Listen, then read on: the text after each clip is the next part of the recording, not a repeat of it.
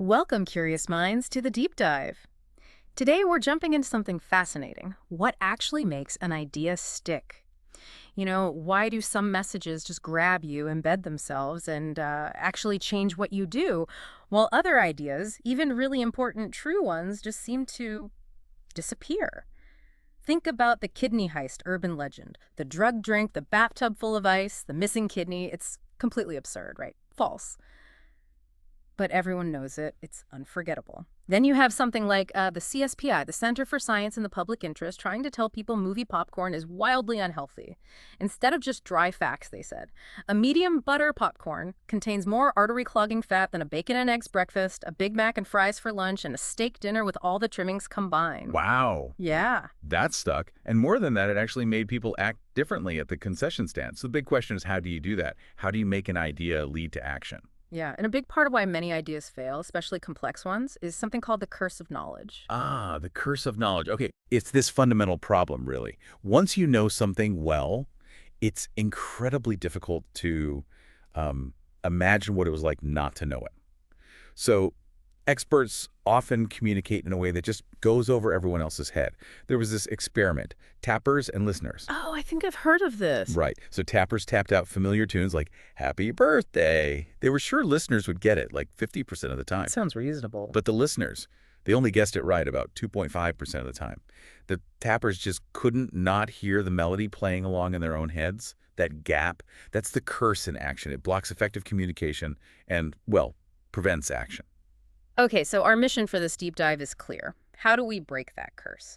How do we craft messages that aren't just understood and remembered, but actually inspire people to act? We're going to unpack the 6 principles that make ideas stick using the acronym SUCCESS. That's simple, unexpected, concrete, credible, emotional, and stories.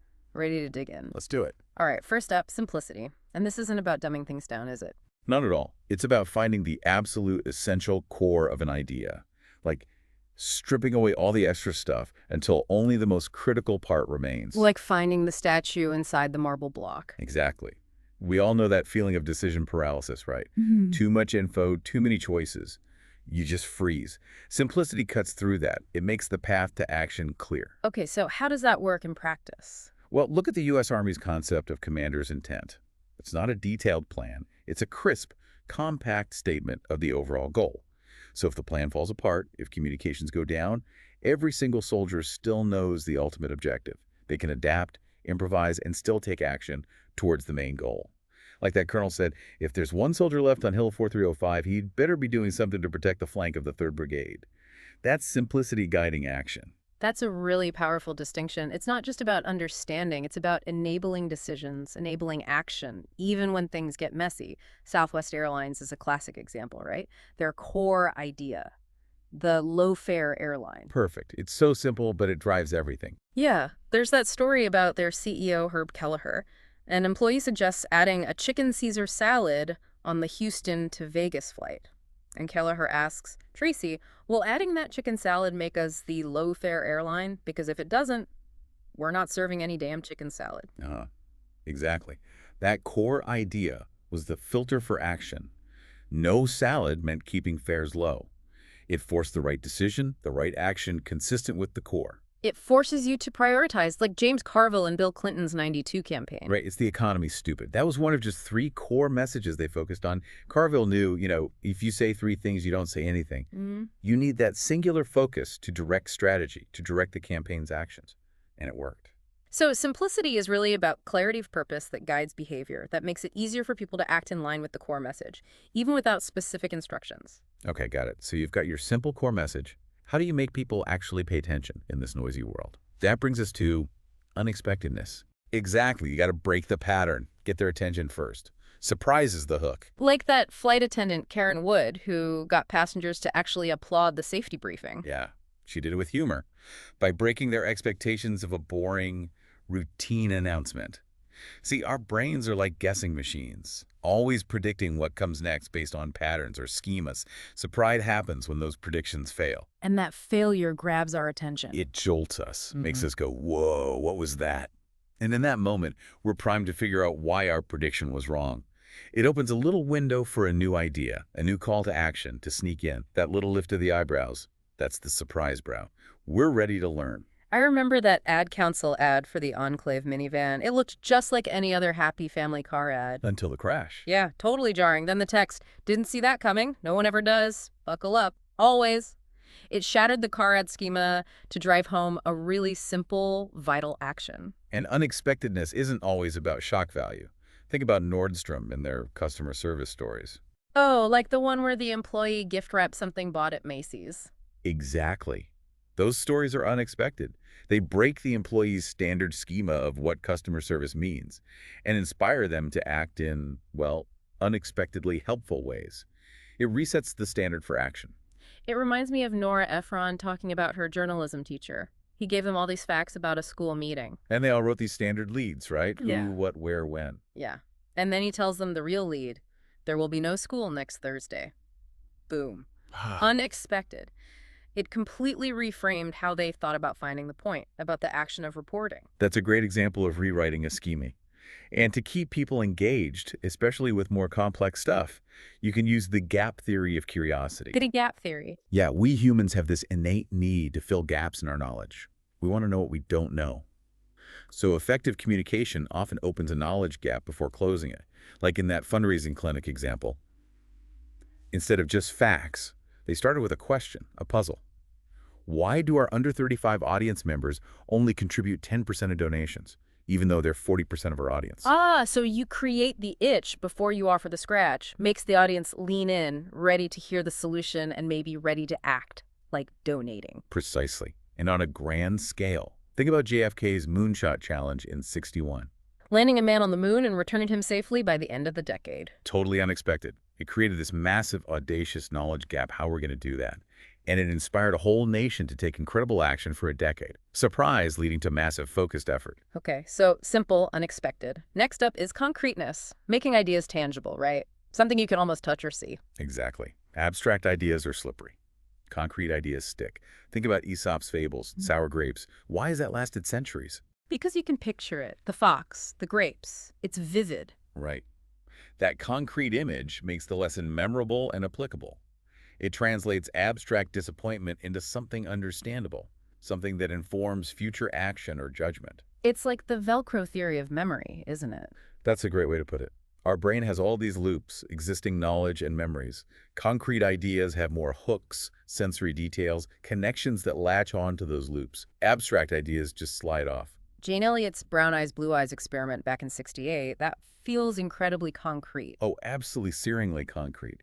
She didn't just talk about prejudice, she made her third graders experience it, dividing them by eye color, treating one group as inferior. The kids felt it, the sneers, the collars they had to wear, the feeling of being less than. Those weren't abstract concepts. Those were concrete sensory experiences. And the students remembered them vividly decades later. It created a lasting change in their attitudes and hopefully their actions regarding prejudice. That's deep learning through a concrete experience. Even organizations dealing with big, abstract goals need this, like the Nature Conservancy. Yeah, they realized talking about saving acres wasn't working. It's too abstract. So they shifted to talking about specific named landscapes, like Mount Hamilton Wilderness. Makes sense. You can picture a place, you know what you're saving. Right. It gives donors a concrete target for their contribution, and it motivates local teams to take specific actions to preserve that place. It makes the mission real. I love the story of the venture capitalist pitch where the entrepreneur just tossed a maroon portfolio on the table. No slides, just that. And said, this is what our portable computer will look like. Yeah. Suddenly, this abstract future tech became a concrete object right there. It created this shared understanding, this tangible vision that helped the VCs grasp the idea and ultimately invest in it. It spurred action. It creates a common ground, like hamburger helpers sending their teams into actual customer kitchens. They called it fingertips. Seeing the reality. Exactly. Seeing moms juggling toddlers and confusing product boxes. That concrete observation led directly to the insight. Simplified the product, and that action turned the brand around, boosted sales massively. Or Saddleback Church creating Saddleback Sam, a detailed persona of their target newcomer. So everyone knew who they were trying to reach. Yes, Sam became the concrete reference point for all decisions, music, sermons, programs. It guided their actions and helped them build a community that resonated. Concreteness enables coordination, and focused action. So, concreteness helps bridge that curse of knowledge gap by giving everyone, even experts, the same tangible thing to focus on and work towards, essential for moving people to act together. Okay, principle number 4, credibility. How do you make people actually believe your idea? Belief is pretty crucial for action. Absolutely. And it's not always about expert authority. Sometimes the most compelling proof comes from unexpected places. Like those doctors, Marshall and Warren and the ulcer bacteria, the establishment just wouldn't believe them. Right. They thought it was just stress and acid. So Marshall, incredibly, drank a petri dish of H. pylori himself. He gave himself an ulcer. He did. And then cured it with antibiotics. That dramatic, personal proof was finally credible enough to start changing minds and eventually revolutionize the treatment for ulcers. That's ultimate testable action. Sometimes it's the anti-authority that's most credible, isn't it? Definitely. Think of Pam Laffin, the woman in those anti-smoking ads. She wasn't a doctor. She was someone suffering horribly from emphysema caused by smoking. Seeing her scars, hearing her struggle to breathe, hearing her say, "I started smoking to look older." Sorry to say it worked. That raw personal experience was devastatingly credible, far more likely to influence someone's decision to smoke than dry statistics. Statistics themselves often fail because they're just too big, too abstract, the human scale thing. Exactly. Like the Beyond War group using BBs to represent nuclear weapons. 5,000 warheads is just a number. But seeing 5,000 BBs poured into a bucket, first one BB for Hiroshima, then 10 for subs missiles, then the whole roaring cascade. Suddenly, the abstract number becomes terrifyingly concrete and credible. It makes the scale understandable and motivates action for disarmament in a way the number alone never could. What about testable credentials? Yeah, like Wendy's famous "Where's the Beef" campaign. They didn't show charts or graphs? Nope. They basically said, "Go look for yourself, compare our burger." They outsourced credibility to you, the customer. You can perform the test, see the proof, and then act on it by choosing Wendy's. It was brilliant. And the NBA using HIV-positive women in their rookie orientation? Making the risk real, immediate, personal, not just abstract warnings, but a credible human face to the danger. That fostered a visceral understanding that undoubtedly influenced the player's personal choices and actions. Even tiny, vivid details can boost credibility. That example of the mother in the custody case mentioning her child's Darth Vader toothbrush. Right. That specific, slightly quirky detail made her whole testimony feel more real, more believable. Or Safe Express, the Indian shipping company, proving their reliability not with stats, but by successfully delivering Harry Potter books on release day and a client's brother's crucial exam papers. If you can handle that, you can handle anything. That specific testable action built immense credibility and led to long-term business action. Okay, so we've made it simple, unexpected, concrete, and credible. But is that enough for action? What about emotion? Crucial. Belief is one thing, but people need to care to act. As Mother Teresa said, "If I look at the mass, I will never act. If I look at the one, I will." That study from Carnegie Mellon really highlights that, doesn't it? Absolutely. People gave more than twice as much money when asked to help Rokia, one specific starving child, compared to when they were given statistics about millions starving in Africa. And adding the statistics actually lowered donations. Isn't that amazing? We're wired to connect emotionally with individuals, not abstract numbers. That emotional connection is what triggers the action of giving. The Truth Anti-Smoking campaign is another great example. They didn't just preach health risks. No, they tapped into teenage rebellion, that resentment towards authority, specifically big tobacco. They made not smoking an act of defiance. And it worked. Teens exposed were 66% less likely to smoke. Meanwhile, Philip Morris's own Think Don't Smoke campaign Made teens more likely to smoke because it lacked that emotional resonance, that connection to their identity. The Truth campaign used emotion to drive specific behavioral change. We often assume people are only motivated by basic needs like safety or money, right? Maslow's basement. Yeah, we project that onto others, but we see ourselves as seeking higher things. But look at Floyd Lee, running that army mess hall in Baghdad. He didn't just serve food. He said, "I'm in charge of morale." He created an oasis, appealing to soldiers' needs for aesthetics, maybe even transcendence. That emotional uplift had a real impact on their well-being and their ability to perform their duties. And don't mess with Texas. That wasn't about fines or civic duty initially. No, it was pure Texan pride. Identity, showing tough football players like Too Tall Jones crushing litter and saying, "Texans don't litter." It tapped into who they were. Exactly. And roadside litter dropped 72%. That's harnessing emotion specifically group identity, to drive massive positive action. Even that algebra teacher, when asked the dreaded, "When will we ever use this?" question? Instead of trying to justify it practically, he said, never. You will never use this. Ah, brilliant. Then reframed it as mental weight training, appealing to their desire for self-improvement, for learning, for being smarter. It tapped into a higher emotional motivation to get them to engage with the subject, to take the action of learning seriously. Okay, the final piece of the puzzle. Stories. Why are they so powerful for making ideas stick and sparking action? Stories are like flight simulators for the brain. They do two critical things. They provide simulation, which is knowledge about how to act, and inspiration, which is the motivation to act. Simulation and inspiration. Okay. Think about that story of the nurse and the faulty heart monitor. The monitor showed electrical activity, but the baby wasn't actually breathing. It measured the wrong thing. And the baby died because they didn't use a stethoscope. Right. That story isn't just a sad anecdote. It simulates a situation, teaching other healthcare workers how context can mislead, how relying on one metric can be dangerous. It inspires them to take the action of double-checking, of using basic tools like a stethoscope. Or the Xerox repair technicians sharing stories about weird error codes, like the EO53 error that really meant a burned-out part somewhere else entirely. Those weren't just raw stories. Hearing them allowed other techs to mentally rehearse troubleshooting. When they encountered a similar confusing situation, they had a mental map, a simulation to draw on, helping them take the right diagnostic action faster. And then there's Jared Fogle from Subway. That story was huge. Immense. He was 425 pounds, lost 245 pounds eating Subway sandwiches. That's a classic challenge plot, overcoming incredible obstacles. Way more powerful than just saying 7 subs under 6 grams of fat. Absolutely. The story provided inspiration. If he could do it, maybe I can too. It gave people a concrete example and the motivation to start their own weight loss journeys, to take that first step. It drove massive action for Subway. Stephen Denning used stories at the World Bank too, right? Springboard stories. Exactly. He wanted to get senior management behind knowledge management, which sounded abstract.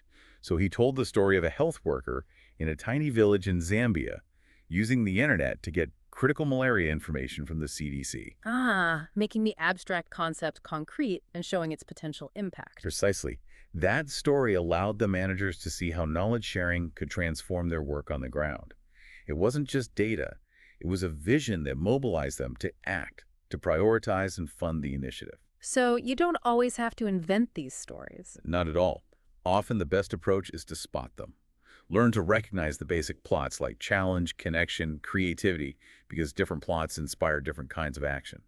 A challenge plot like Jared's makes you want to work harder to persevere. And stories naturally hit a lot of the success points, don't they? They're usually concrete, often emotional, maybe unexpected. They really are. The main challenge is just making sure the story is simple enough that it clearly illustrates your core message, so it effectively drives the intended action. Wow. Okay, so that's the 6UAS framework. Simple, unexpected, concrete, credible, emotional, and stories. It feels like a really practical checklist. It is. It's a toolkit for anyone who needs to communicate an idea effectively, especially if you want that idea to lead to real-world action. And the encouraging thing is you don't need to be some famous orator or leader to use these principles. Absolutely not. Think about the people we've mentioned. Art Silverman with the popcorn idea. Yep. Nora Ephron's journalism teacher. Baba Kweja, the Subway franchisee who spotted Jared's potential. Jane Elliott, the third-grade teacher. They weren't necessarily people in positions of huge power. No. All they really had were ideas and the insight to package them effectively using these kinds of principles. They made their ideas resonate, stick, and prompt action. Any of us can potentially do that with the right insight and the right message. That's the key takeaway. This 6ES checklist. It's not super complicated, definitely not rocket science, but it's also not entirely natural or instinctive for most of us. It takes some conscious effort. It requires diligence, awareness,